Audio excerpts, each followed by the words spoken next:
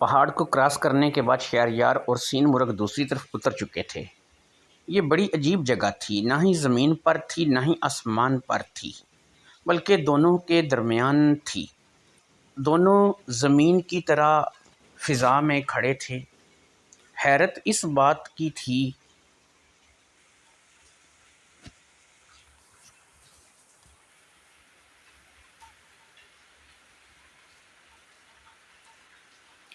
کہ دونوں نیچے بھی نہیں گر رہے تھے۔ ارد گرد گھنا جنگل تھا۔ یہ جنگل بھی کسی عجوبے سے کم نہیں تھا، نہ جانے کیسے قائم تھا، کیونکہ زمین تو تھی نہیں۔ بہرحال یہاں کا جو بھی طلسم تھا وہ عجیب تھا۔ سین مرغ کے پر آدھے سے زیادہ جل گئے تھے، اب وہ پرواز کے قابل نہیں رہا تھا۔ اس نے شہریار سے کہا، میں یہیں کہیں جنگل میں چھپ جاتا ہوں اور تمہاری واپسی کا انتظار کرتا ہوں۔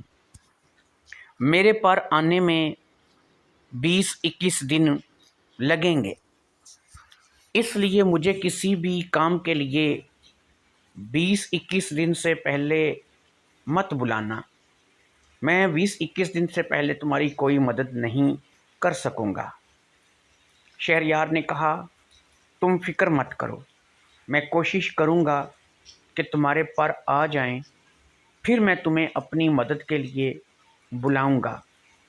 سین مرغ نے اپنے پر کا ایک ٹکڑا شہریار کو دیا اور اس سے کہا، 20-21 دن گزر جانے کے بعد جب تمہیں میری ضرورت پڑے، اس پر کو آگ دکھانا۔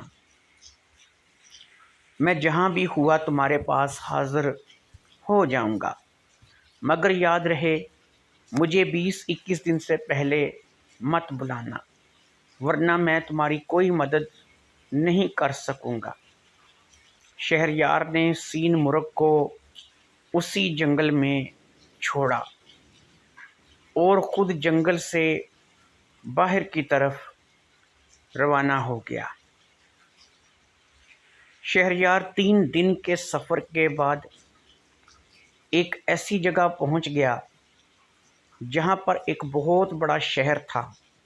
دکانیں تھیں، لوگ آ جا رہے تھے، ہر طرف بازار اور رونق تھی۔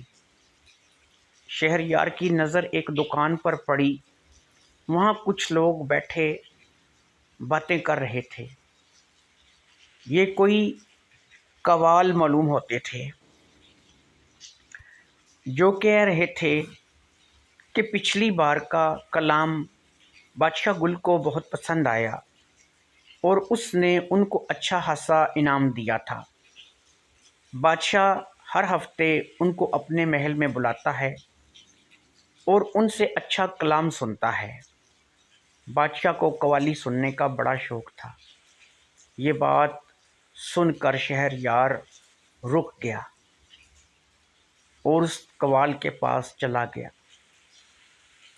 شہریار نے اس قوال سے کہا، جناب، میں نے سنا ہے کہ آپ گل بادشاہ کے دربار میں حاضری دیتے ہیں اور اپنے فن کا مظاہرہ کرتے ہیں۔ میں نے یہ بھی سنا ہے کہ گل بادشاہ فن کا بڑا قدردان ہے۔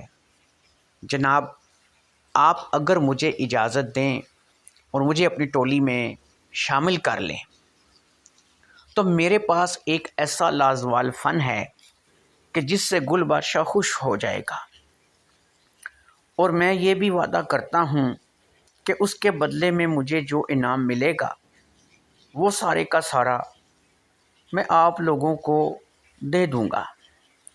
مجھے گل بادشاہ سے کسی بھی قسم کے انعام کی لالچ نہیں ہے، میں صرف گل بادشاہ کے دربار تک جانا چاہتا ہوں، مجھے کسی قسم کی انعام کی لالچ نہیں ہے۔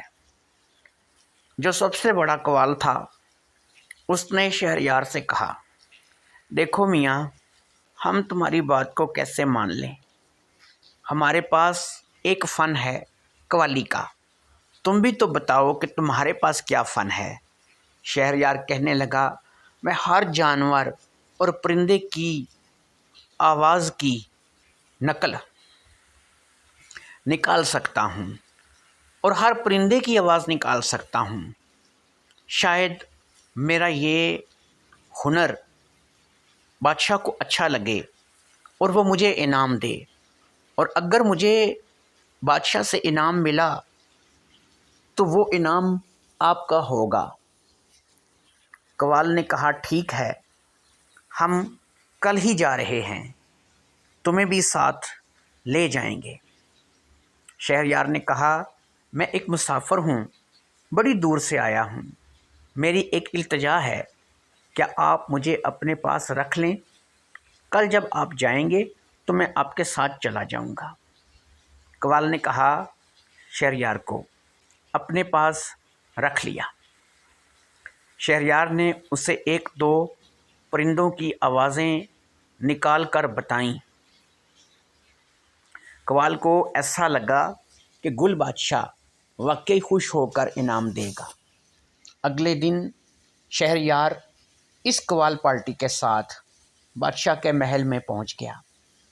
بہت بڑا عالی شان محل تھا، بہت بڑے تخت پر بادشاہ بیٹھا تھا۔ بادشاہ گل کا روب اور دبدبا واقعہ ہی دیکھنے سے تعلق رکھتا تھا۔ تمام قوالوں کو ایک جگہ پر بٹھا دیا گیا۔ بادشاہ گل کے محل میں ہر طرف رونق تھی، کنیزیں اور غلام ہاتھ باندھے کھڑے تھے۔ بادشاہ انتہائی خوبصورت اور جوان تھا، دیکھنے میں بھی انتہائی بہادر لگتا تھا۔ تمام قوال ایک جگہ پر اکٹھے ہو گئے۔